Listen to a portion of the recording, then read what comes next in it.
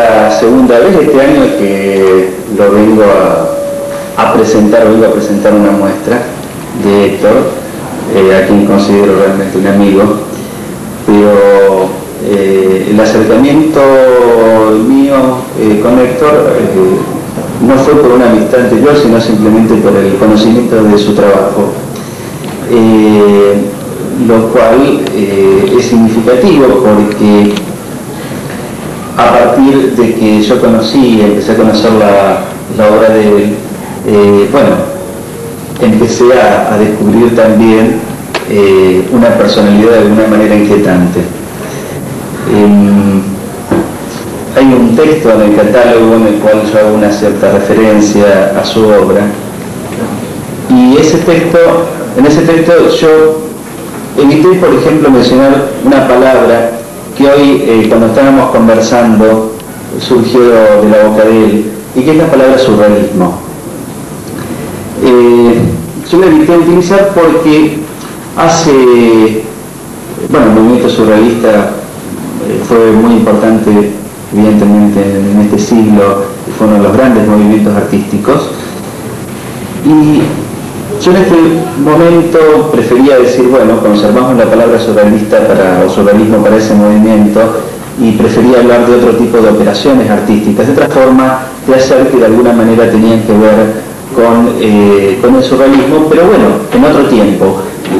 como un retomar ciertas formas que no acaban, como un hacer aparecer, como hace Héctor, de una imagen otras cosas, de hacer, digamos, de hacer una operación que tiene que ver con la creación, justamente, empezar a hacer una figura y que de esa figura salga algo, o que esa figura se transforme. Y sin embargo, hoy la palabra surrealismo me parece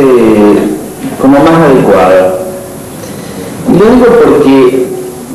particularmente en este momento, y no sé bien por qué circunstancias, empieza a aparecer de vuelta todo este movimiento, y a rescatar varios artistas cosas que tienen que ver con el surrealismo. Ya se está hablando hasta de una internacional surrealista nuevamente, y tal vez es una reivindicación de ciertas cosas que con toda esta cuestión, ya sea, de la modernidad o de la posmodernidad, nos hemos ido olvidando. Por eso hoy tal vez no sería tan cuidadoso, y tal vez me animaría, si volviera a escribir algo, a poner la palabra surrealismo. Pero más allá de esas cosas personales, yo quisiera hacer un mínimo comentario de lo que significa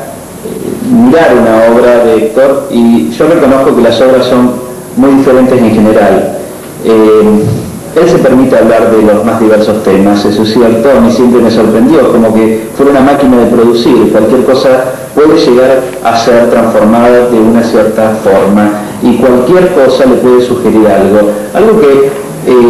realmente en ocasiones a mí me resulta insospechado, me parece un poco increíble, ¿no? Y en otras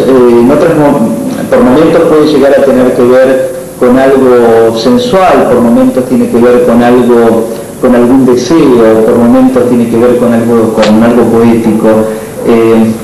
Yo veía, y por ahí en el mismo catálogo, un comentario sobre una obra que es muy significativa, que es la obra de una casa donde aparecen 3 rosas, y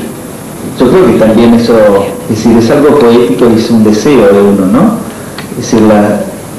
el que en lugar de árboles haya rosas, ¿no? Con la significación que tienen las rosas. Esta muestra, para mi sorpresa, se llama, y para la de ustedes seguramente, El color que no existe. Yo, que siempre me gusta revelar los secretos de los artistas, pude descubrir en secreto por qué se llama El color que no existe, lo voy a decir. Se llama El color que no existe porque él ha usado tantos colores que cuando está permanentemente buscando un nuevo color, y de alguna manera, ese color posiblemente no exista, ya los usó todos. Eso no significa que vaya a dejar de pintar, evidentemente que Héctor va a seguir pintando, y por suerte muy bien. Simplemente lo que quisiera agregar, antes de dejarlo con Valterio, es una cuestión que tiene que ver con que yo decía que, bueno, que más allá de la cuestión de los colores y de lo que significa el usar la pintura,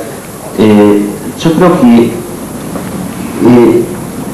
la obra de Héctor sobre todo es como una especie de caja de sorpresas. Es inevitable sorprenderse y quedarse admirado, y si no es en una, en otra. Es decir, yo creo que eso es lo más atractivo que tiene la obra de Héctor. Y